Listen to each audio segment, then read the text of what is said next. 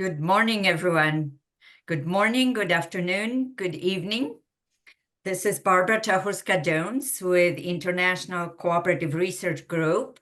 I want to welcome everyone cordially to our series of workshops on interesting subjects relating to cooperatives and cooperative methods. Today we have a very interesting combination of presentations, and also we have a Zoom poll which we want to share with you at the beginning. And after the presentations, we will also have a panel of our speakers, and we'll also open discussion and questions and answer period for everyone. So please don't be shy, share your comments, your questions anytime through the chat or Q&A box, or when the presentations are over and the Q&A period starts, through asking questions and raising your hand. So welcome everyone. And I want to invite our special MC today. We have Paul Hazen, the Executive Director of OCDC. So please, Paul, it's my pleasure to introduce you and take over. Thank you.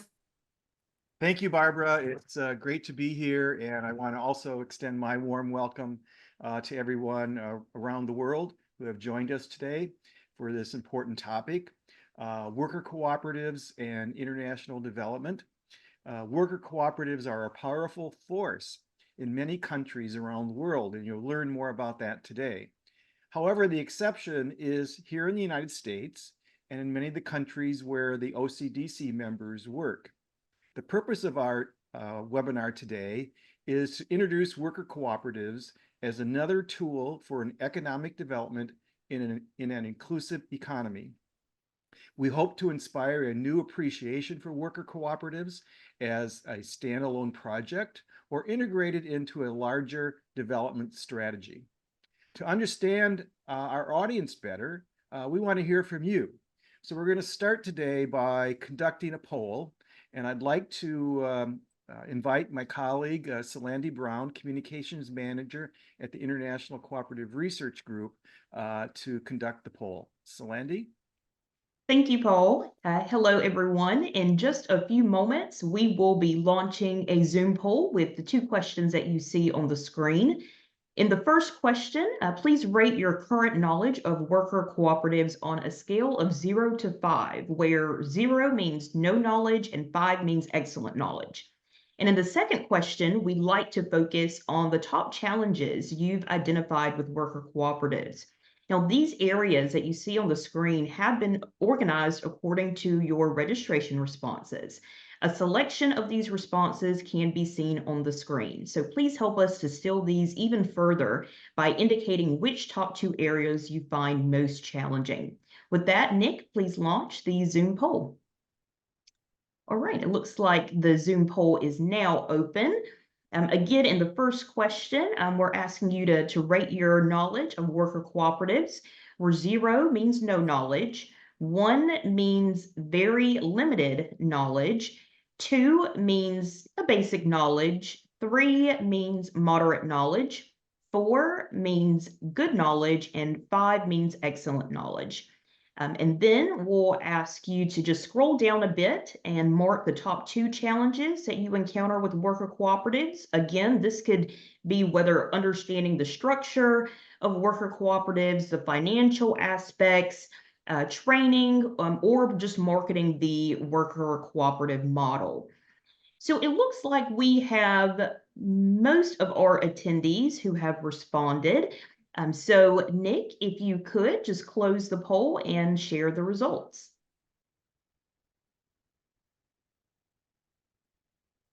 All right, thank you. So it looks like there is a pretty basic knowledge and basic understanding of worker cooperatives, and we really hope to build on that foundation today. We will be launching another poll at the end of the session to assess your knowledge.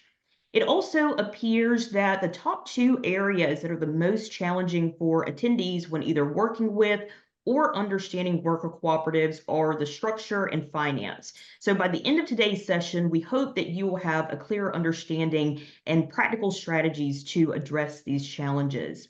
With that, I will turn it back over to you, Paul. Thanks, Solandy. I really appreciate everyone's responses to the poll. It gives us insight into your knowledge of worker cooperatives.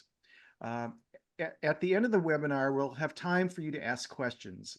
But if you have questions throughout the program, please drop them into the chat and we'll hopefully address them at the end of the session. To set the stage for our webinar, I would like to introduce Judith Hermanson, the director of the OCDC's International Cooperative Research Group, to set the stage for today's webinar. Judith?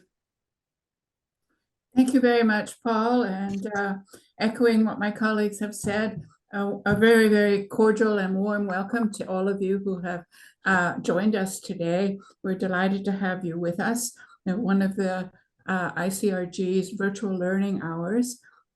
Barbara mentioned at the beginning that we use the virtual learning hours to have just exactly how they sound, mutual learning, to delve into cooperative development and to learn from each other, to learn what our partners are learning, to learn what is new, what can be done, sharing these developments, sharing impact and the potential of cooperatives to enable members to achieve their dreams and to help solve, address, and some of the biggest development challenges of the 21st century.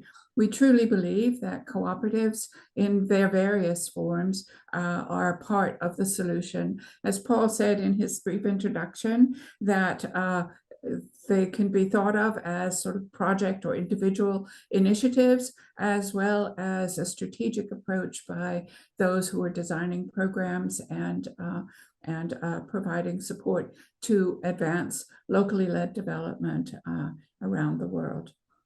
So a lot of times if you say cooperatives, and many of you are already very familiar with cooperatives and the business model that they embody, but many times if you say cooperatives, people have a particular vision in their mind of what that means. Often it's an agricultural co-op. But what we're trying to do today is, and what I'm trying to do also in setting the stage, is to emphasize the word in the title of this particular event, that cooperatives are in fact a flexible model. They are not all agricultural co-ops, or indeed in any one sector, or have any one particular structure. They embody, as most of you know, but let me remind us, 7 core principles. They're voluntary membership, democratic member control, member economic participation, important, autonomy and independence, also important. All of these are important. Continuing education, training, and information, which is part of what we're participating in today. Cooperation among cooperatives, and concern for community. And these principles unite cooperatives around the globe, and they manifest themselves across many sectors and in a multitude of forms. And sometimes people do not realize the flexibility that these cooperative principles and the overall cooperative business model provides. So that is why we're particularly delighted today to bring you a spotlight on one type of cooperative that has gained traction in many parts of the world, and we believe has enormous potential to be embraced by many, many more. And this is worker co-ops. We're very fortunate to have great speakers today who will share some of their knowledge and rich experience with you, and I'm sure we will all learn a lot. I expect that we will also be inspired by the cooperative model, how the cooperative model can be used in different ways by ordinary people to achieve their aspirations. And with that, I will turn it back to Paul. Thank you, Judith. I appreciate those opening remarks and the framing of today's session. we now have 3 speakers who are going to address worker cooperatives at various stages of their development. Very excited to have our first speaker, Julian McKinney. He's the co-executive director for partnerships and growth at the Democracy at Work Institute, where he is in charge of organizational growth, strategic partnerships, and communications. His diverse experience at the Democracy at Work Institute includes guiding the organization's COVID-related strategic refinement, training cooperative developers in the US and East Africa. Julian has a close working relationship with cooperative development, having worked with global communities in Africa. So I'm very excited to have Julian with us today. Julian and I both had the opportunity to be at the UN last week for the soft launch of the International Year of Cooperatives 2025. So Julian, it's good to see you again, and welcome to this webinar. Great. Thanks so much, Paul, for that introduction. Great to see you as well. And it's a pleasure to be here today with you all. Our role at Democracy at Work Institute, or DAWI as our close friends call us, is to expand the worker cooperative model to benefit workers who we describe as locked out of good jobs and opportunities to own businesses. And my hope today is to give us a sound foundation for our discussion in terms of exactly what is a worker cooperative, how is it different than other cooperatives, and what are its unique benefits. Now, I want to start by zooming out to establish what a cooperative is in general. And a cooperative is an enterprise owned and operated by members to realize shared economic goals. And the members of a cooperative can be consumers, they can be producers or workers, and member activity can include investing together, buying together, selling together, or working together. And what the members choose to do together is what determines the type of cooperative that they'll form. Whether it's a producer co-op, a worker co-op, a consumer co-op, or even a financial co-op. And no matter what the reason that they've decided to form, all cooperatives are democratically controlled by their members and driven by values and principles. As entities that are driven by values, not just profit, cooperatives share the internationally agreed upon principles that Judith mentioned, and they act together to build a better business, a better community through cooperation. Next slide, please. Now, let's go just a little bit further. All cooperatives are made up of members, and they aggregate or collect all the economic activity of those members. What this means is that the type of activity determines the type of member. And the type of member makes all the difference for how the cooperative is structured. For example, in agriculture co-ops, members are selling their product to the co-op in order to access greater markets or have more power to negotiate prices. So in the case of farmers, they'll sell their coffee or milk under a brand of a co-op. And the diagram here on the left shows that the members are bringing goods to the co-ops, and the co-op is providing them with the money with money in exchange. In a consumer cooperative, like a grocery co-op, members invest in the cooperative and receive greater say in what products are available for purchase, and they may benefit from cost savings as well. In a worker cooperative, members sell their labor to the co-op. And in return, they receive wages plus the added benefit of profit sharing. This example of a cooperative is more intensive and intentional for members than other forms. And the diagram here shows the direct relationship between the members putting in their labor and receiving money in terms of wages and profits. Now, in addition to who benefits in a worker co-op, worker cooperatives are characterized by ownership and control. These elements manifest through what we at DAWI describe as the 4 corner posts of democratic workplaces. They include sharing money, sharing information, sharing power with the people who work in the business, and developing people who work in the business as well. These are the qualities that truly set worker cooperatives apart from conventional businesses and make the unique benefits of cooperative business possible. Now, worker cooperatives are founded, again, on the international cooperative principles, and those principles are present in each of these corner posts, including voluntary membership, sharing of information. Across the board, we can identify all 7 principles in these 4 corner posts. Next slide. So there are several reasons why worker cooperatives are started and different ways to get them started. As I previously mentioned, worker co-ops operate to realize the shared economic goals of their members. And in some cases, this may look like sharing the economic risk of entrepreneurship, especially for first-time entrepreneurs. Worker owners may also seek to create safer workplaces by establishing workplace controls, choosing to avoid working with personally or environmentally harmful chemicals, for example. We see this a lot in cleaning industries. They may also be started by gig workers, taxi drivers, or consultants, for example, who are looking to establish more consistent work schedules, better wages, safer conditions as well. Worker cooperatives are often started to provide access to work for those who may be facing barriers to traditional employment relationships. This includes returning citizens in some cases.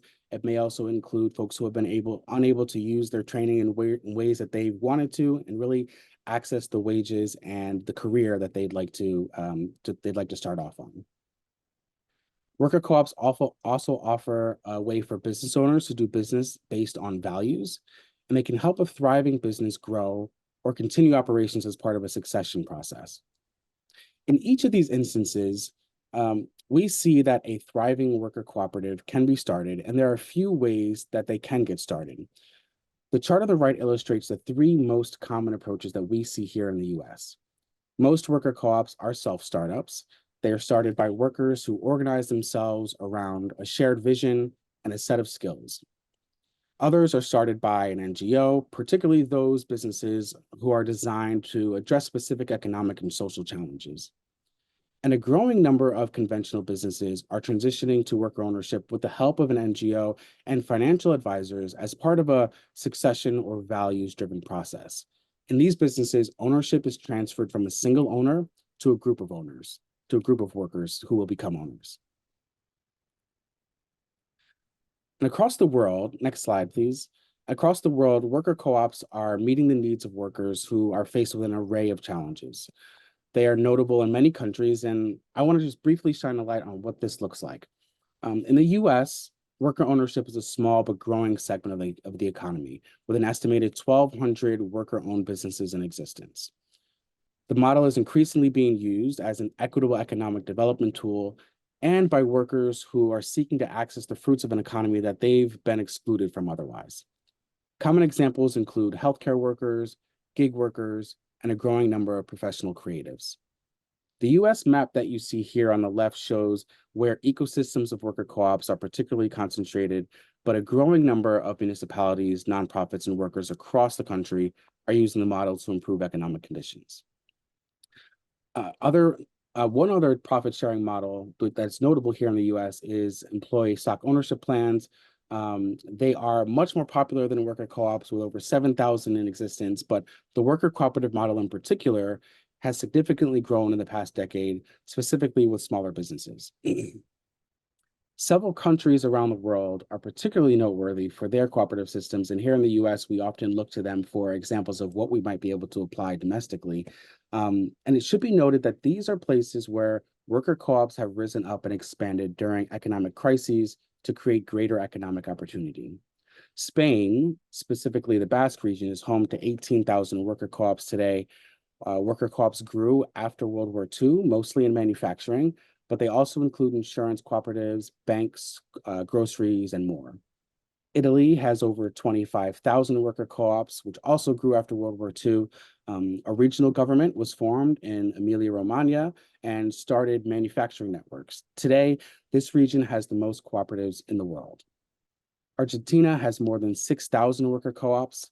An economic crisis contributed to this growth in the early 2000s when a large number of factory takeovers were organized by workers, and this was followed by government-initiated efforts to create a number of service jobs, specifically in construction, garbage pickup, and others as cooperatives. And so as you can see, worker co-ops are a flexible model that meets the needs of workers across borders and across industries and is really growing in use. Thank you so much, and I'll turn it back over to you, Paul. Thanks, Julian. Great presentation. I actually learned some things there that I didn't know, so I appreciate your leadership and the work that you do at DAWI And that is a great organization. And at the end of our presentation today, there is a list of resources. I would encourage you to visit the DAWI website. Lots of great resources there. As Julian said, there's very large worker cooperatives around the world, and he pointed out to several examples. What's interesting about all three of those countries is how worker cooperatives are integrated into a larger economic development strategy for a particular region, where the worker cooperatives are closely aligned with other types of cooperatives. So for an example, in Italy, the consumer food cooperatives purchase from worker cooperatives products to sell in their stores. In Spain, worker cooperatives often start new worker cooperatives by spinning off a good idea from one worker cooperative to another one. And they have built systems that provide financing, education, and other support to help these new cooperatives get started.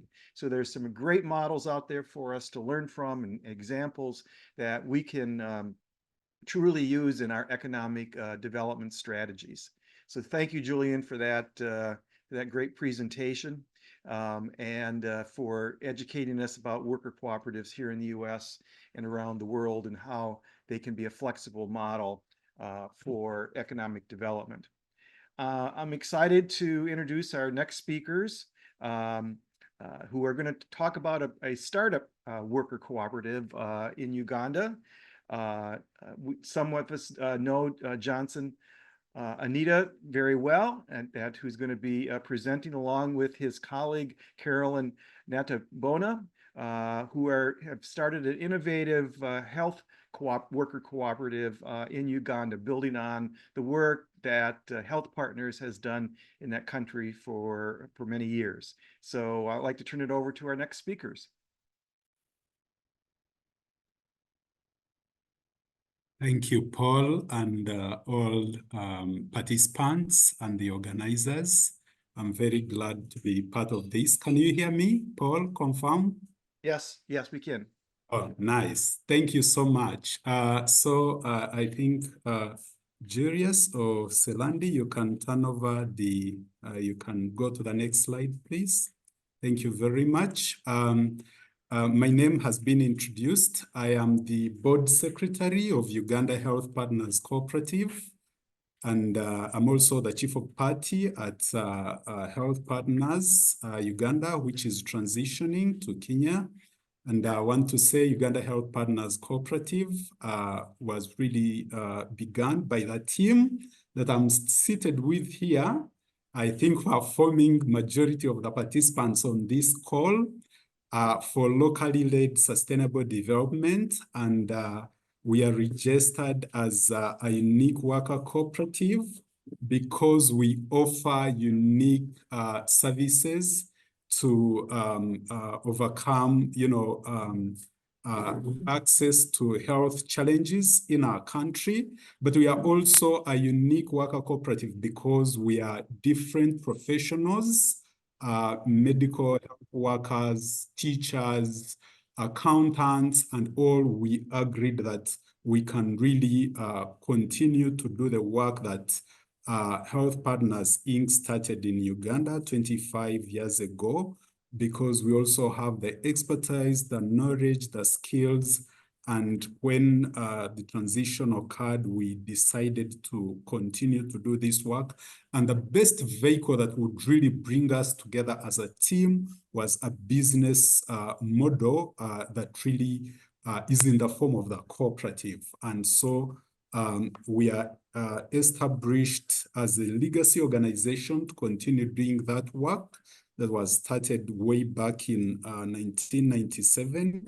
And we really want to continue to promote, develop and strengthen cooperative health financing in the country by delivering, innovative solutions that can increase access to quality and affordable healthcare for improved cost recovery, in the country, which should really lead to improved health outcomes.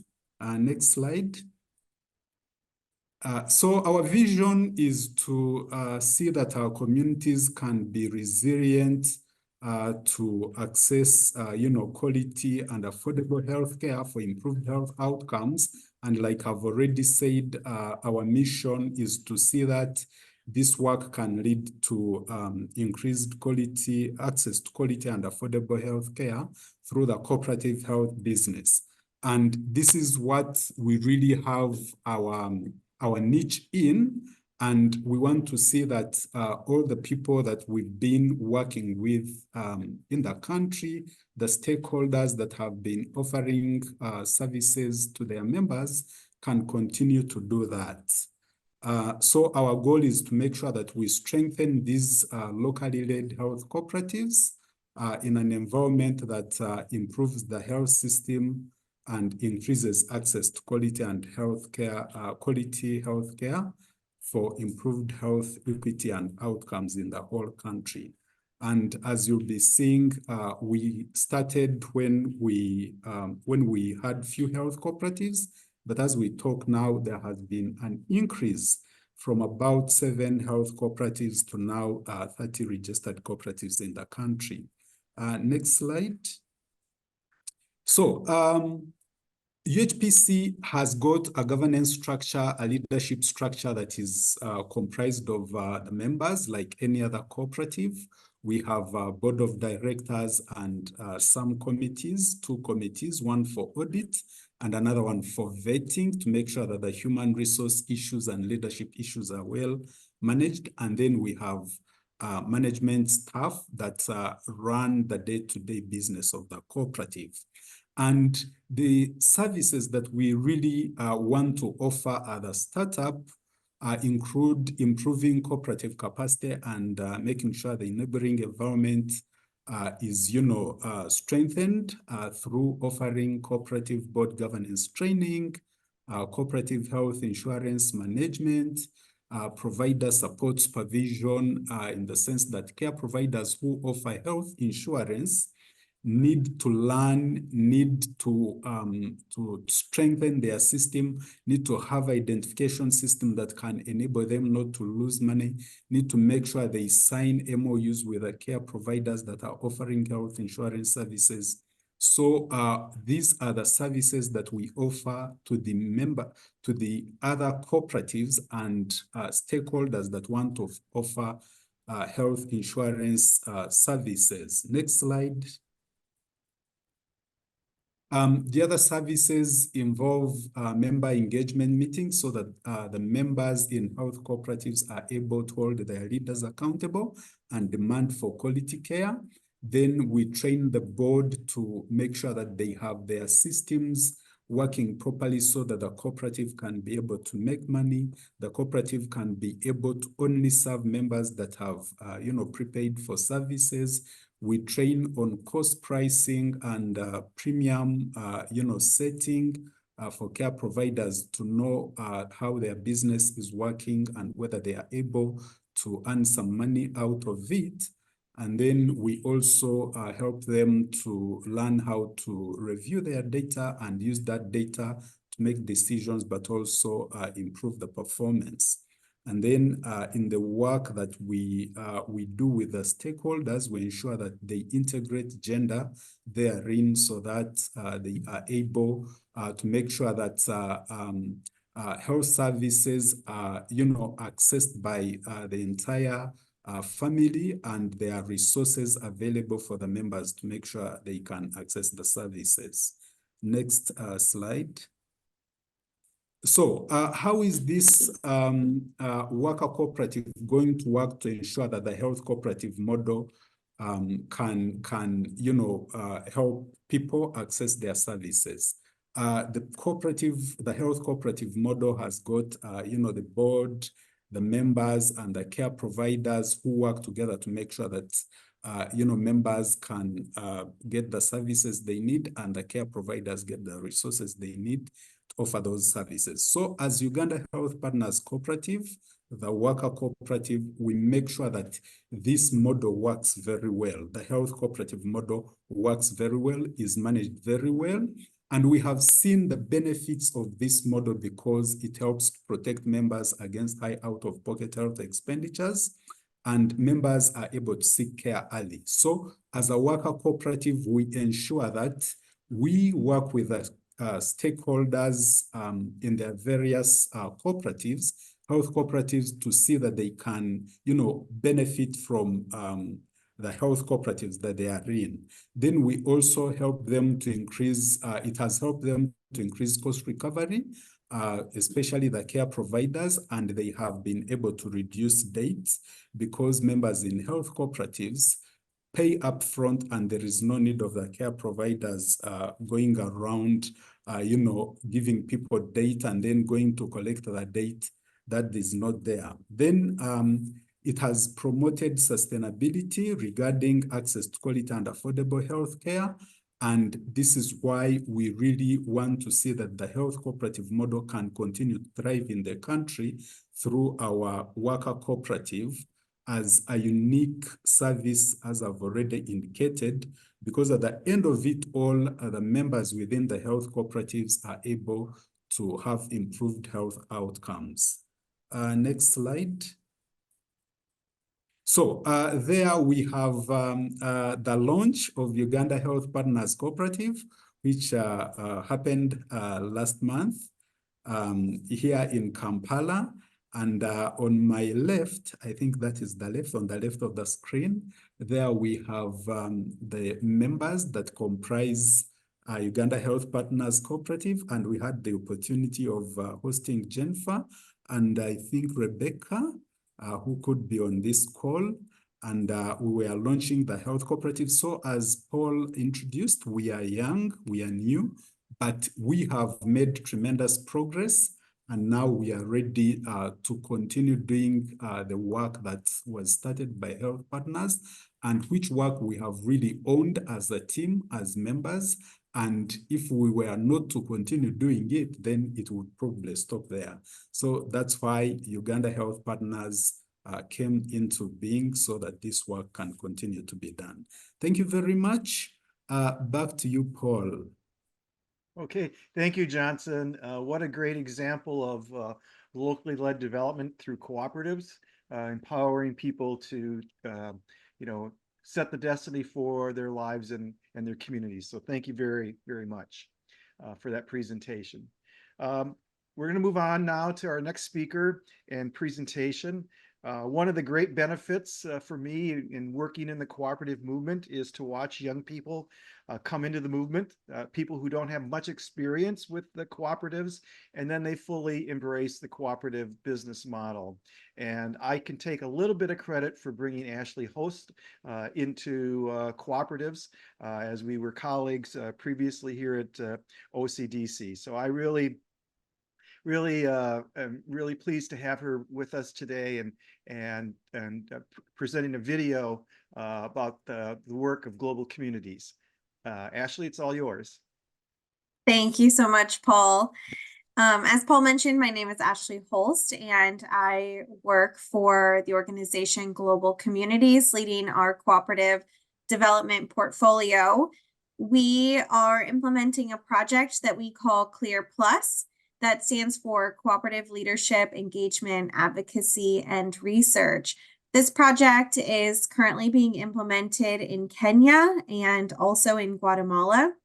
And the reason I am sharing this video today is because we are working with a number of worker cooperatives in both countries and thinking about how the worker cooperative model can introduce different people and populations to the cooperative model and, help expand the many benefits of cooperatives to different sectors that may not be traditionally utilized in a number of countries. We all know credit unions and agricultural cooperatives tend to be the most populated types of cooperatives in a number of countries. So I'm not going to give a long presentation today about the work of our project, but instead share a quick video about one of the worker cooperatives that we have been supporting in Kenya. They are a group of porters and guides who take tourists up the mountain, up Mount Kenya.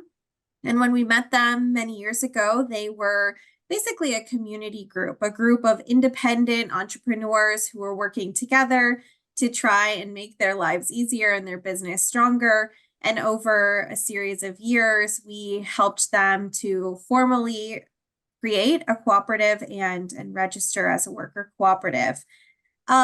Just a quick plug also, if you have questions for me as part of Global Communities or any of our panelists, I encourage you to put them in the chat because we will be having a panel conversation very shortly.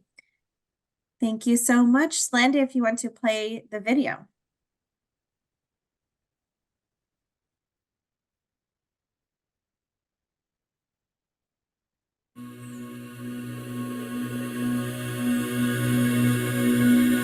Mount Kenya Guides and Porters Worker Cooperative currently has a membership of 153 people.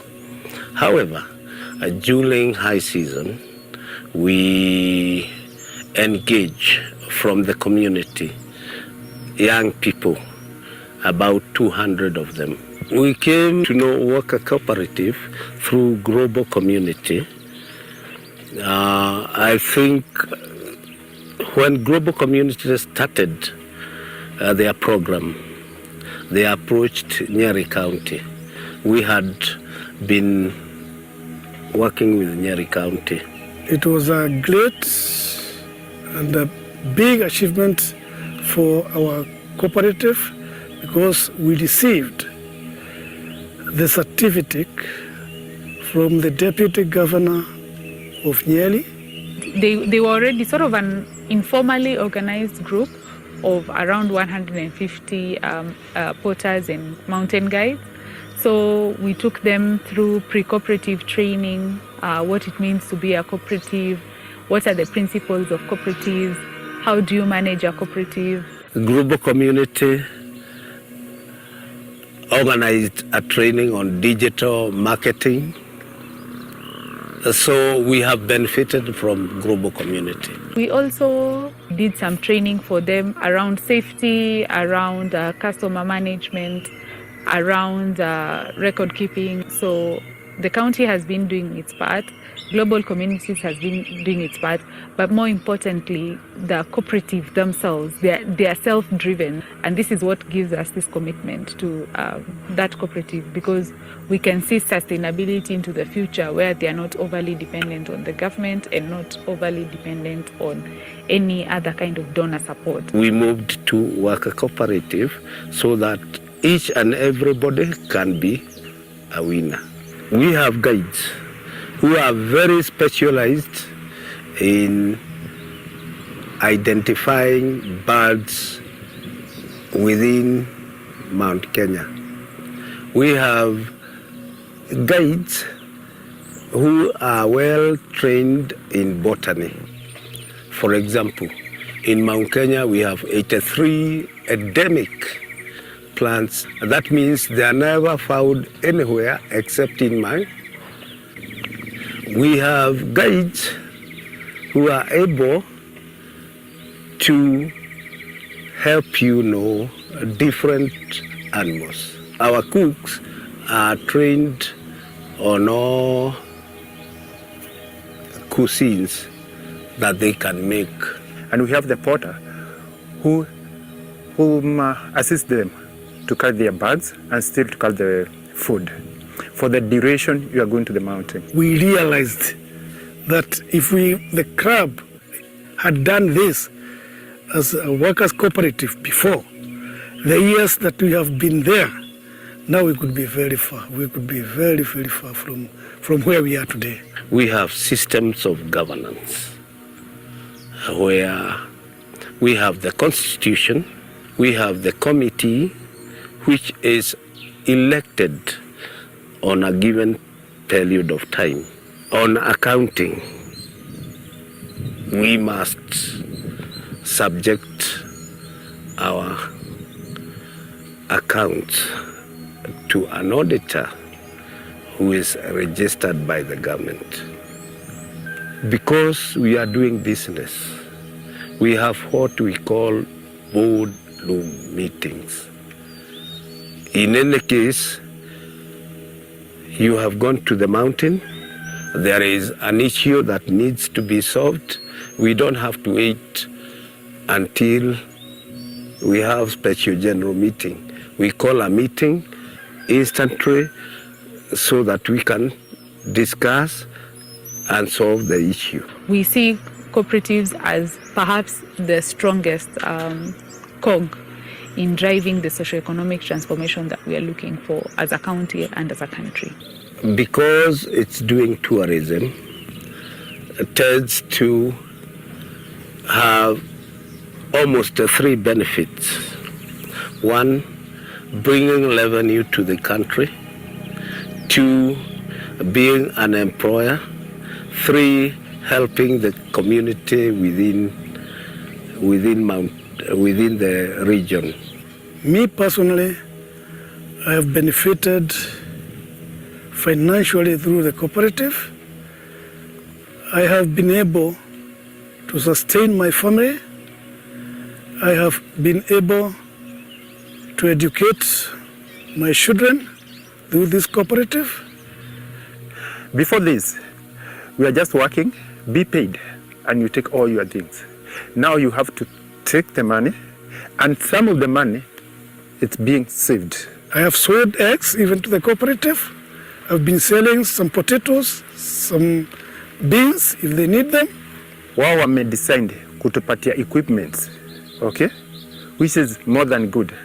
Like stretchers and ground bags will be very well equipped. We feel that cooperatives is the way to go, and it's a sector that we are really highly invested in. I would urge people to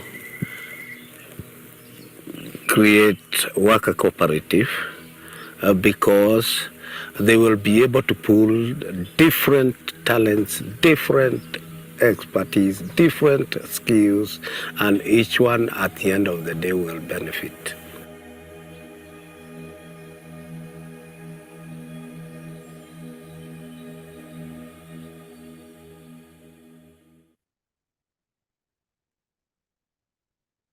Thank you very much, Ashley.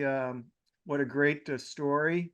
Congratulations to the members of the cooperative and to Global Communities for your great work. So would you like to sum up, Ashley? Thanks, Paul.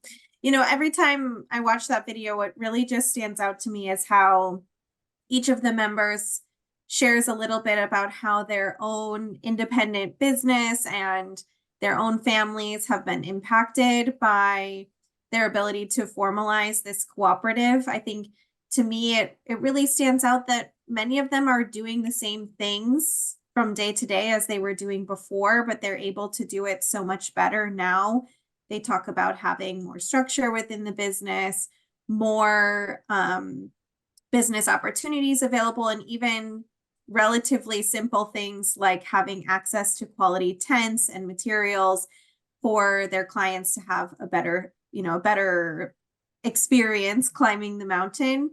And, forming the worker cooperative allowed all of those improvements within the business and has helped each of them have a stronger economic base. So for us, this group of climbers and guides is really a great demonstration of how the formalization and becoming a worker cooperative has really impacted them and improved their overall business opportunities.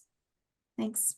Great, Ashley. Thank you very much. As you mentioned, a great example of locally led development and the success of moving from the informal economy to the formal economy. So great work there by all.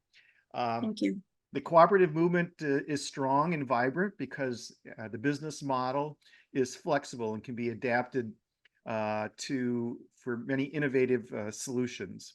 So our next speaker is from Equal Exchange. It's a great example of a successful worker cooperative that has innovated for decades And here to tell the story is an OCDC board member and Equal Exchange member, DAWI Goodrich. DAWI?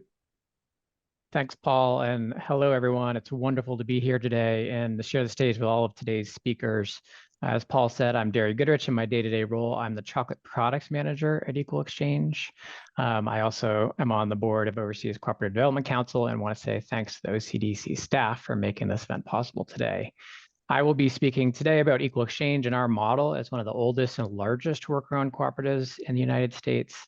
And so from the experience of a well-established worker co-op. I've been at Equal Exchange for over 2 decades, and over the years within our cooperative, I've served on our board of directors. I've been the chair of our education committee. I've served on various working groups and our audit committee. That said, with a lot of experience, I am continuously learning about co-ops and still don't have all the answers. There's always so much more learning to be done within the co-op model, which is exciting. Next slide, please. So I want to set the stage by sharing a bit about who Equal Exchange is. At our core, Equal Exchange is an alternative trade organization. We were founded in 1986 by 3 co-founders who had the vision of changing how trade worked by more closely connecting consumers and farmers and making sure that more of the benefits of trade were actually making their way back to small scale farmers who are producing a lot of our food. We were a pioneer in the world of fair trade. Our mission today continues to be to build long-term trade partnerships that are economically just and environmentally sound, to foster mutually beneficial relationships between farmers and consumers, and to demonstrate through our success the contribution of worker cooperatives and fair trade to a more equitable, democratic, and sustainable world. So there's a lot of layers there in our mission, and we're kind of trying to build a better world for a lot of different stakeholders. We do this by working directly with small-scale farmers who are organized as democratically structured farmer or agricultural co-ops, and we trade with them based on fair trade principles and practices. We sell our Equal Exchange products, and you can see some of those in the picture, coffee, tea, chocolate, cocoa, throughout the United States, and compete in the US food market as an alternative trade organization. And our annual sales in 2023 as a co-op were about $72 million. Our founders grappled with, should we meet our mission as a nonprofit or a traditional for-profit business? And they had the vision to decide on a third way to change trade by being a democratically organized worker cooperative. And today, this means we have about 100 worker owners in our cooperative. That's a bit about who we are, and I want to explain our model as a co-op and focus on a few key components that I think have helped us be successful as a business and as a cooperative over the last 38 years. So the first is a focus on governance, and sorry, I just had a pop up there. Principle number 2, focus on the cooperative principle number 2, democratic member control. Unlike a traditional for-profit business that is controlled by the board and external shareholders, Equal Exchange is controlled by our workers. But this can be complicated and challenging, so how do we do it? I believe there are a few critical elements which others have explained already, but I will share what this looks like from our cooperative perspective. And 3 of the major pieces in my mind are strong and functioning governance bodies, committed and educated members, and clarity around responsibilities and decision-making. So starting with our governance bodies, you can see on the right a graphic of kind of how we think about our governance structure, which our governing bodies are our worker owner body, our board of directors, and our office of executive directors, and we have 2 executive directors. Our worker owners make up our largest body and has the ultimate authority if desired or needed. Our worker owners elect our board of directors, which is made up of 6 worker owners. So our workers have a majority of the seats on the board, but we do have 2 seats for external members to bring in outside perspectives and expertise. And we now have up to 3 seats on our board for what we call citizen consumer seats. So that's actually engaging a separate group of consumers who can elect their own members to our board to extend our democracy to people who actually use our products.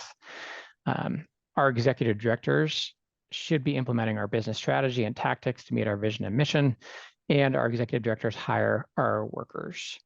It's a circle of accountability, and we often talk about which hat are we wearing in different forms. Are we wearing our employee hat, our owner hat, our board hat? And it's really critical to keep those differentiated at different times. The second piece beyond the governance bodies is really having a committed, educated, and engaged work owner body. We work to make this happen through our hiring process with a strong focus on fit for the organization. Once someone is hired, we have a year-long worker owner track program with education and mentors to bring people up to speed on all aspects of the business. And after that first year, if the employee feels like they do want to continue at equal exchange and become a member, they are brought forward to the work owner body to be voted into the co-op. We, of course, keep continuing to educate people after they become worker owners because it's an ongoing process of learning. And the final piece is really critical that everyone has clarity around their roles and responsibilities and where decision-making should happen. So next slide. So how do we do that piece and make sure that there's clarity within the organization? It's really important that you have strong documented tools. And just here are a few examples. I don't expect you to be able to read all this, but just to kind of highlight a couple of things. On the left is our rights and responsibilities breakdown for each of the bodies. So in the worker owners, for example, the worker owners had the right to amend bylaws and governance structure, or if we're going to change the location of our headquarters, they have a right to vote on that change of location or change in operations. As worker owners, we have a responsibility to be informed and to participate. At the board level, for example, we have the right to hire and fire the executive or approve a strategic plan or annual budget. For the executive directors, they have the right to manage the business and create annual budgets, among other things. So that's kind of on the left side. On the right side, we have a chart that actually shows who can propose, vote on, or ratify different decisions for the cooperative.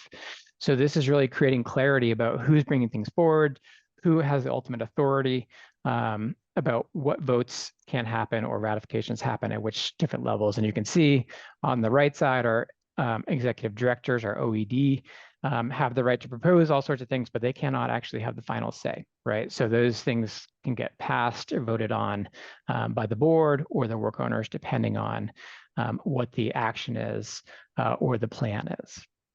Next slide, please. The other kind of tool we use is at the highest level, we have created our own governance model to help us successfully function as both a business and a cooperative. This is a visual of what we call our GLASS model of governance, and that stands for governance for leadership, accountability, scalability, and success. So what are you seeing here? This is our model to delineate between how things should work in the day-to-day business versus at the governance level of the organization. Above the glass floor, we have our governance structure, right? So at the highest level, we have our worker owner body who elect and make up the majority of the board. The board oversees the president of the cooperative. The worker owner body has several committees, as others have alluded to. The board also has their own committees, and there are several committees that actually have members from both the worker owners and the board. Below the glass floor is the business, and that's where the president becomes our office of executive director. And the executive directors manage the day-to-day business. And we have a pretty traditional management hierarchy for the day-to-day. We are not a collective. We're not all making decisions together on the day-to-day. This is really driven by a more traditional business structure. And that helps us, we believe, kind of be able to stay efficient and successful in a really challenging market. I'll go to the next slide. So that's a little bit about our governance. The other thing I think that's unique, obviously, about co-ops is the financial structure. And so this next slide is about cooperative principle number 3, members' economic participation. At the most basic level, when you get voted into the co-op, you have to buy 1 share in our co-op. This is pegged to inflation, so everyone's share has roughly the same value over the years, and this allows us to have 1 person or 1 share equal 1 vote. All worker owners have a single vote. This is a Class A voting stock. Beyond the share, this means a worker owner is eligible for patronage or surplus at the end of the year if we have a profit. We would all get an equal share of that profit. On the flip side, we also have an equal share in the loss. So we would actually owe the co-op money if we had a loss. So we have that financial risk as a worker co-op. When we have a profit, so this kind of says annual patronage, we actually have decided as a co-op that 60% of our patronage, our profit, goes back into our co-op to be used by the co-op as a business, and 40% is eligible for the members, and that's where we split that up equally. So each member gets an equal share of that based on the amount of labor they provide over the year, right? So it's prorated depending on how much labor you provide in the year. And then we actually break that up. So if, let's say, I get $1,000 in patronage per year, half of it actually goes to me in cash, and the other half goes into our internal capital account. And that's money that's under my name in the co-op that can be used by the co-op until I'm ready to take it out. And we actually get a dividend on that internal capital. But we realized that to be a successful co-op and business, we needed additional sources of equity, and we want to give non-worker owners the ability to invest in our mission. So we've actually created a Class B stock, or non-voting external capital. And so this is for investors to invest in us, but they don't have control over our organization, but they do get an annual dividend. And this is certainly a debate in the co-op world about allowing external capital. For us, it has allowed Equal Exchange to access capital to grow our business without giving up control, while also allowing people to share in our larger fair trade mission. Next slide, please. So that's a quick snapshot about our model. On the screen is a picture of our staff at a retreat a few years ago. It's a great group of people, all collaborating as owners of our business. I will end by referring to one of our old t-shirt slogans that said, "Democracy takes work." Democracy takes work, and it repeated about 50 times. It is not easy. It takes constant work, but we've been able to make it 38 years as a co-op and a pioneer in the fair trade world by building an educated and committed worker owner base, developing strong governance bodies, creating clarity around decision-making, and building a solid financial base while continuing to evolve our democratic structure and processes. So I'm going to stop there. Thanks for letting me share a little bit about who we are. Thanks, Jerry. What a great success story and vision for many people about how we can go about changing the world and impacting people's lives. So congratulations on all the great work that the members have done over the years. Now we'd like to dig deeper into our understanding of worker cooperatives. We have our speakers available that Ashley's going to moderate a panel.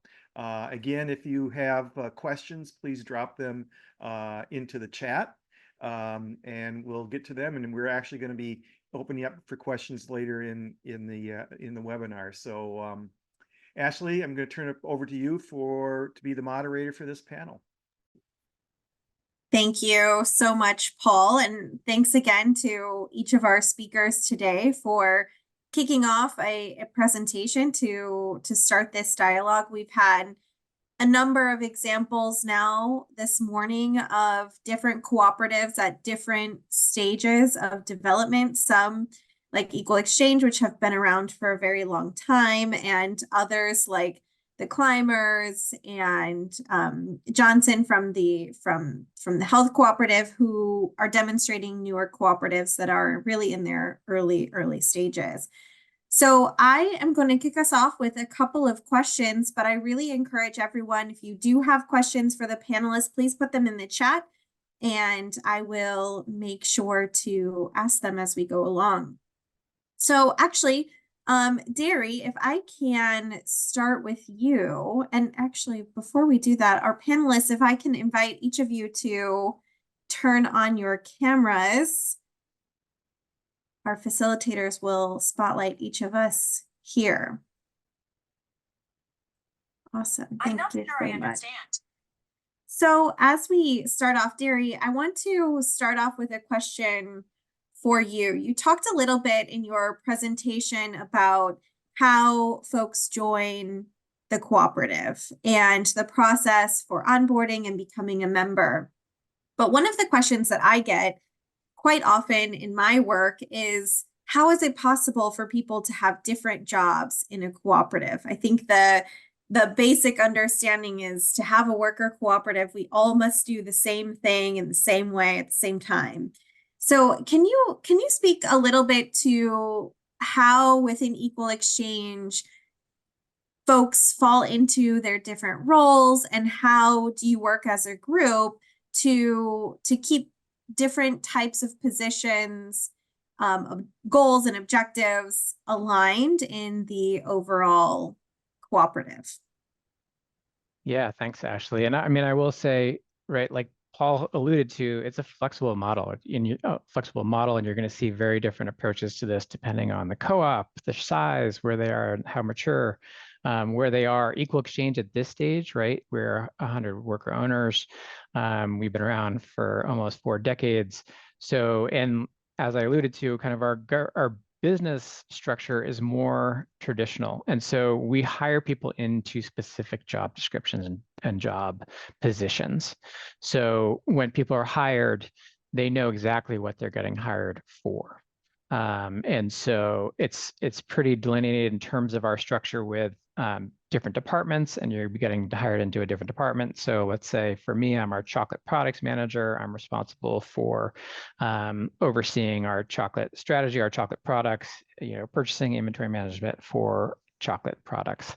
And so we really do make sure that it's clear about what that is. And so that said, we often, I would say, especially in the past, as we were growing a lot, we had a policy where we had to open up any new positions or new jobs postings to worker owners before we would go external to look for external candidates, right? So to allow people to move around within the organization into different positions, but they're still defined positions. You'd move from one position to another position. Thanks so much, Derry.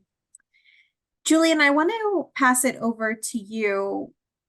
All of us here on this panel represent sort of the developer space, folks who are working in NGOs or even for-profit business service providers, but who more or less are supporting these cooperatives as they are in their early stage, or perhaps later stage, but early stage development.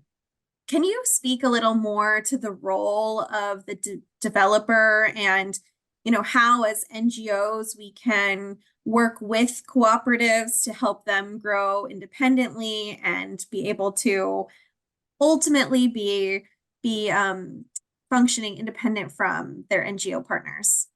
Yeah, thanks, Ashley. That's a great question. And it's something that developers across the board wrestle with. It's something that is dependent on the approach that they're taking in terms of what is your framework or your philosophy with supporting a business. In many cases, that philosophy will fall along a spectrum of low touch to high touch. And in determining exactly where you fall along that spectrum, you have to consider, what is our capacity as a developer? What skills do we have to be able to provide the business? What businesses or what skills exist within the business that will allow them to be successful? And also what exists in our ecosystem? And those 3 elements will really help a developer understand, these are the benchmarks that we should look out for to understand, whether or not this business can be independent at a certain point or will need to continue to provide support. But it'll also help the developer understand what are our own limitations. Every single developer has a set of limitations and skills that they have internally. And every business, I think, will come with its own challenges that in many cases may be as unique as the personalities within the business.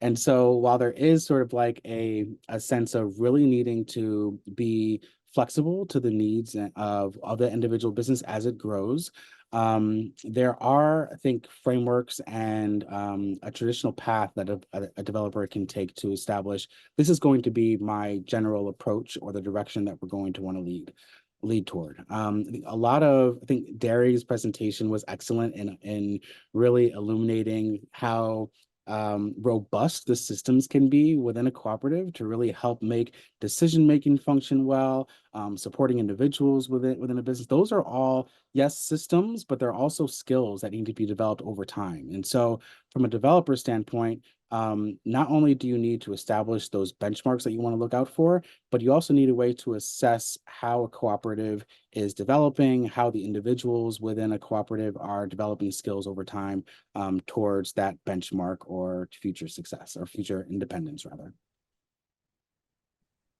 Thanks so much, Julian. That's, really helpful. And I think each of us within the cooperative development program certainly are identifying different ways that we can support cooperatives. And I think ultimately many of us are working towards that light touch approach to help our cooperatives grow sustainably. And, like Johnson and team, they're a great example of how they now have sort of broken away into their own worker cooperative to be able to function separately from their NGO partner. In a somewhat related conversation, Johnson, I want to ask you to speak a little bit about from the cooperative development program perspective. We are all encouraged to support the inclusion of women and youth. And I wanted to ask you if you could speak a little bit to your experience as first a part of the cooperative development program and now an independently operating worker cooperative. How has your group prioritized diversity and the engagement of women and youth within the cooperative?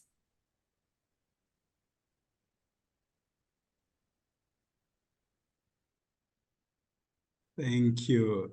Thank you, Ashley. Can you hear me? Yes, loud and clear. Yeah. Yeah, thank you very much. Definitely, like I've hinted before in my presentation, our work really has been on trying to increase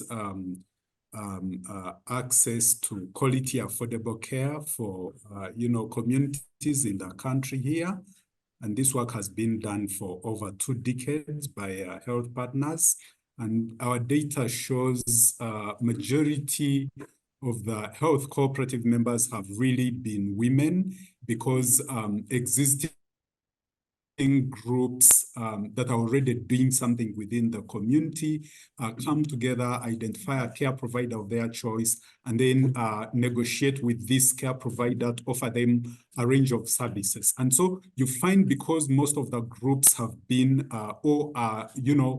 patronized by women, and we know largely here they are the care givers in the home. They are the first caregivers in the home. So it has been really very helpful in terms of families being able to access care early and then, have improved health outcomes. And so because we saw all these benefits, all this was going to stop if health partners transitioned, and then there was nobody doing that work. And that is the reason why we came in. So it is something that I really want to thank the CDP for having supported for the years. But again, now that we are going to do it locally, definitely we will have to do it differently. While the CDP was interested in seeing improved health, outcomes in the country, partnering with the Ministry of Health here in the country to see that they can contribute to, health indicators in the country. We want to continue doing that, but definitely we will do it in a business approach, not where, say, we are going as a cooperative to get resources and offer services for free. Our business model shows that we will be earning from this work. Maybe it is a donor like USAID or CDP or UK Aid that comes to us and says, we want to improve the health of the community.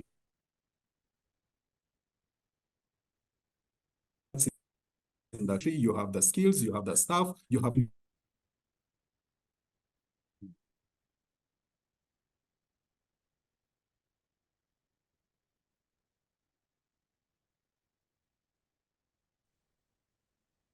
Seems like we may have lost Johnson for a moment there. So we'll wait to see if he rejoins us. But in the meantime, I want to raise a question from Aneta in the chat. And I think Julian, Derry, this question would be appropriate for either one of you. Anita asks, what is the future of worker cooperatives? In which countries will they grow and in which sectors? What are the development factors and barriers for worker cooperative development? Do you want to take it first, Derry? Or I'll let you go first. I feel like you might have a better kind of global perspective on it. we'll see. But great question, Anita. Thank you. So there are a couple of ways I think to sort of address this question. There are a couple built in there. The first, I think, is the industry question, or what sector. We get this question a lot just with the worker co-ops. What industry is best for, or really ripe for worker co-op success? And I mean, the short answer is every industry. There isn't an industry that is really built for worker co-ops. They are at their heart, they're small businesses, and so they are built to be able to operate in sort of every sector, just like a traditional business can function and achieve success. That said, we do see some focus areas in terms of sector and sector growth for worker cooperatives. That is, I think, mostly driven by community level interest, nonprofit and NGO level interest that is looking to address specific social challenges. To give an example, we may see growth in the number, or have seen in the past 10 years, at least in the US, a growth in the number of home cleaning cooperatives and home care cooperatives. These are specifically workers who traditionally are in an industry where they are vulnerable to less than optimal working conditions, maybe wage theft. Worker cooperative provides opportunities to safeguard wages and protect workers against those conditions. In terms of like ecosystems or countries, I think there are clearer things to point to there. Where we have seen lots of growth are those places where there is policy established that is supportive of worker ownership, where we've seen government come along and really establish supports for worker ownership across either a region or a country. That may include access to loans, it may include procurement arrangements, but really structural supports for worker ownership. We see that in Emilia-Romagna in Italy, which was mentioned earlier. They have regional hubs that are essentially chambers of commerce specifically designed to support worker ownership. In Canada, Montreal specifically, we do see that there are industries that really focus on contracting with worker ownership. And so when you see those relationships established, you really get to see the businesses grow in larger number.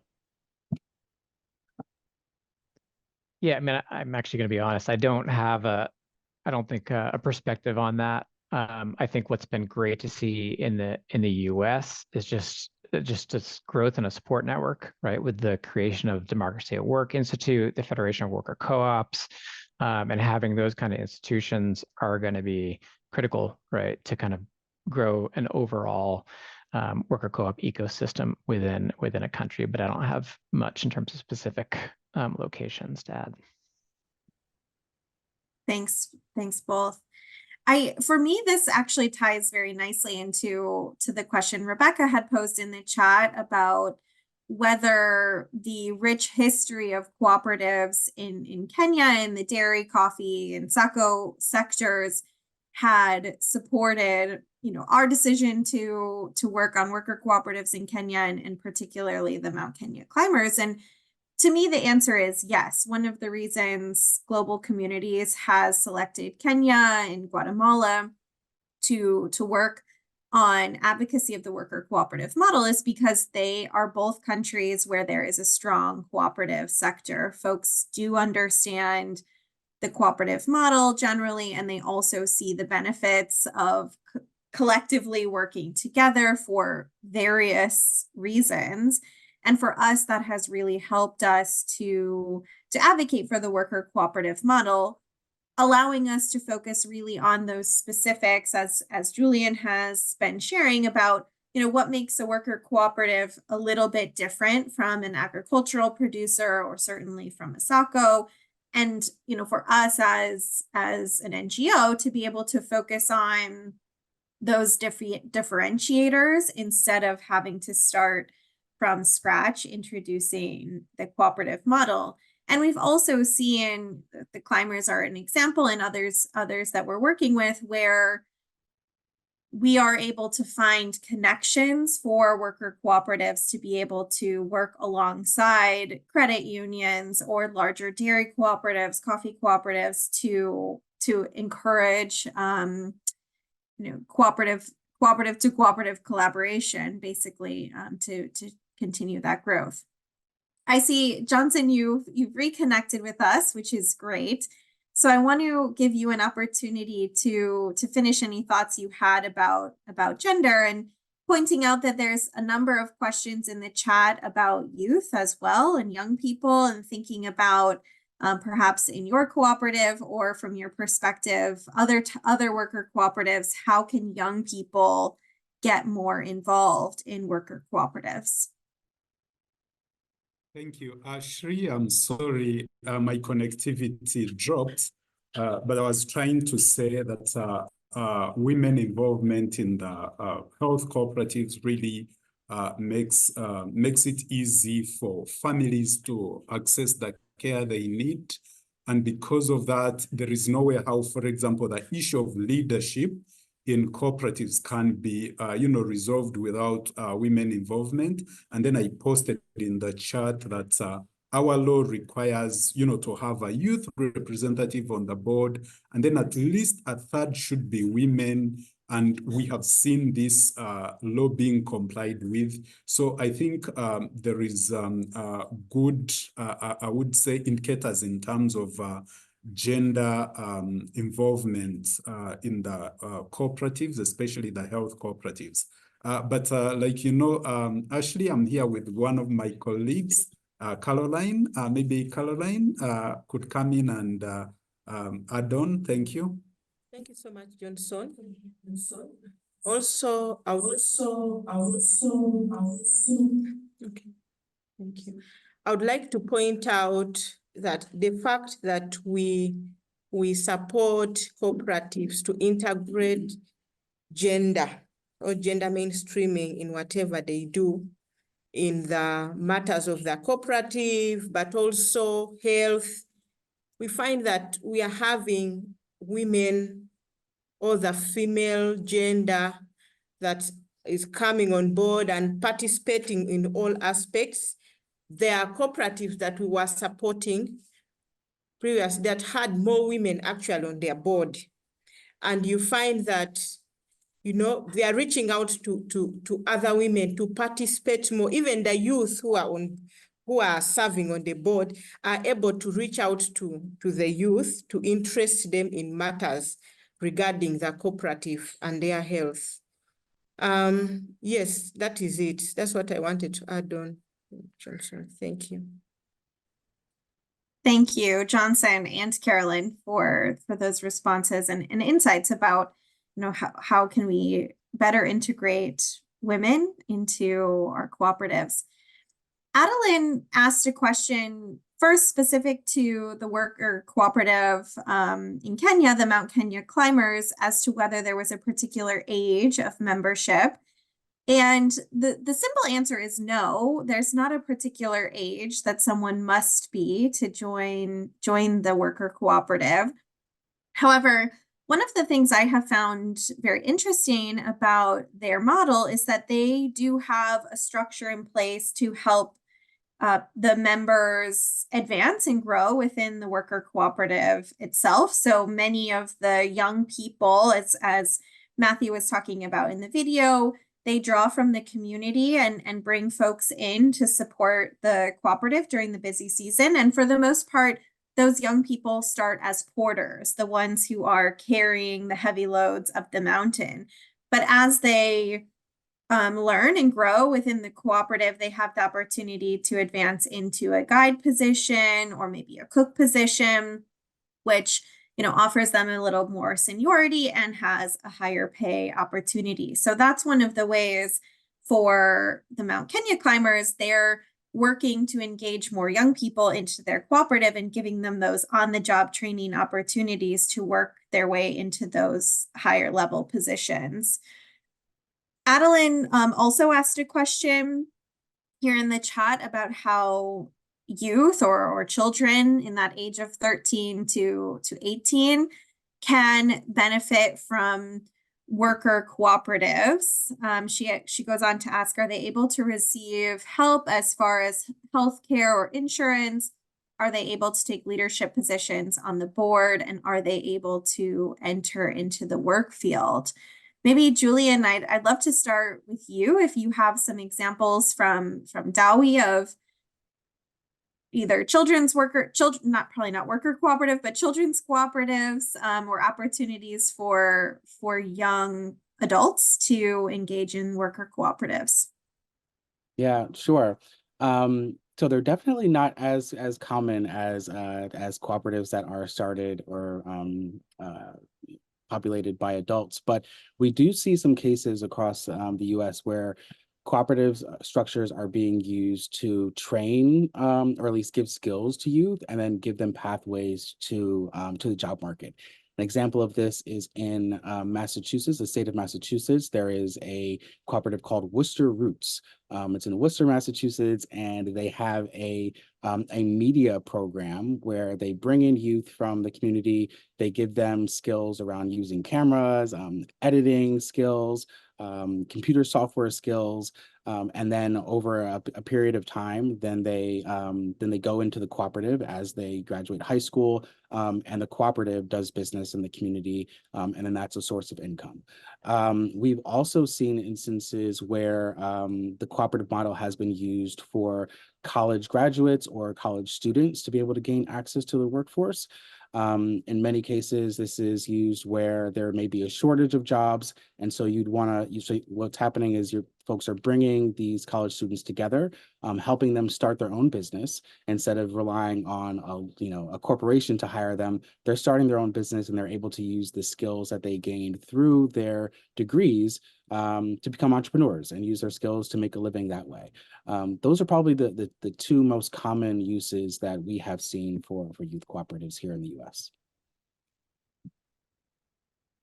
Thanks so much, Julian. Derry, I don't know if you want to chime in on that also, if there's opportunities for young people in equal exchange. We don't really have that. And we're obviously hiring people post-school and at a older age, or in this case, typically 18 and older. But, something we worked on in the past was actually curriculum, right, to use in schools to get, which is just, you go to other countries and you might see more of this. In the US, there's not very much education around cooperatives in the school systems, right? And so one thing that we've done, I think there just needs to be a lot more of this, is that education around what the cooperative model is to students in school at all ages, to understand what cooperation is, what the model is, how you think about this, and how this actually can be quite different than kind of a lot of what we're traditionally taught in school. And so not to give them access to like jobs right away, but to get people thinking about what this is and what they might do later in their life. Awesome. Great. So we are wrapping up here. So I want to just pose one quick question, and maybe in 30 seconds, I'd love to hear from each of you as we're closing out this conversation. What would be your number one piece of advice for a group interested in forming a worker cooperative? I know it's a tough question, but final thoughts. Johnson, why don't I start with you?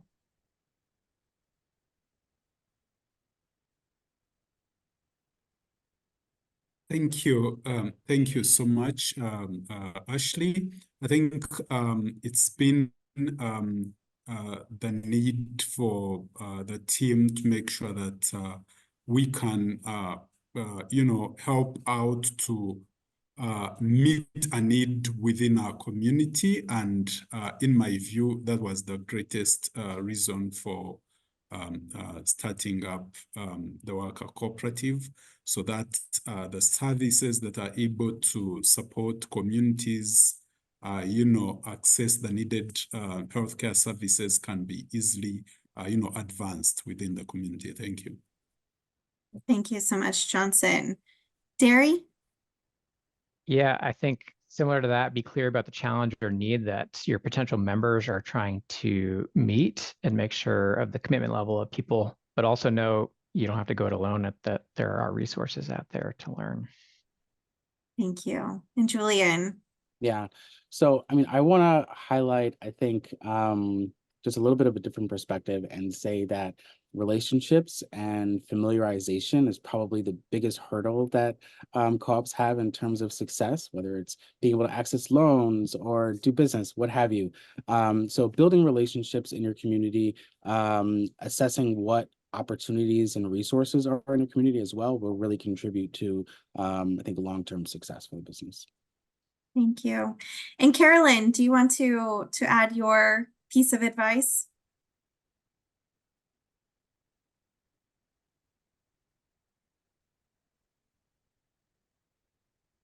Sorry, Carolyn, you're still on mute. I'll not divert so much from what Johnson has said. One, the need, why you actually want to form a workers' cooperative, and what is the need that you need to address in your community. That's it. Thank you so much. Thank you to all of our panelists. This has been a really awesome discussion and a first introduction, I'm sure, for many to the worker cooperative model. So thank you for your time and your insights today. Paul, I'll hand it back over to you to close us out for this session. Thank you, Ashley. Thank you to the panel for a great discussion. So I'm going to pass it over to Salandi to conduct our final poll, and then I'll have some concluding remarks. Thank you, Paul. Nick, if you could launch this closing poll. At the beginning of today's session, we asked you all to rate your current knowledge of worker cooperatives. And so now we would love for you to rate your knowledge after this session. As a reminder, 0 means no knowledge, 1 means very limited knowledge, 2 means basic knowledge, 3 means moderate knowledge, 4 means good knowledge, and 5 means excellent knowledge. So it looks like most of the attendees have responded. So Nick, we can go ahead and end the poll and share the results. Great, thank you. So it looks like a majority, we have 4s and 5s. So you have a great grasp of worker cooperatives. And we hope that this session has only further enhanced and enriched your understanding. Please feel free to reach out to us again with any additional questions that you may have, either in the chat or by emailing us, and we would be happy to respond to those questions. So thank you all so much for your participation. And Paul, I will hand it over to you. Okay, thanks, Salandi. And I believe we have a final slide.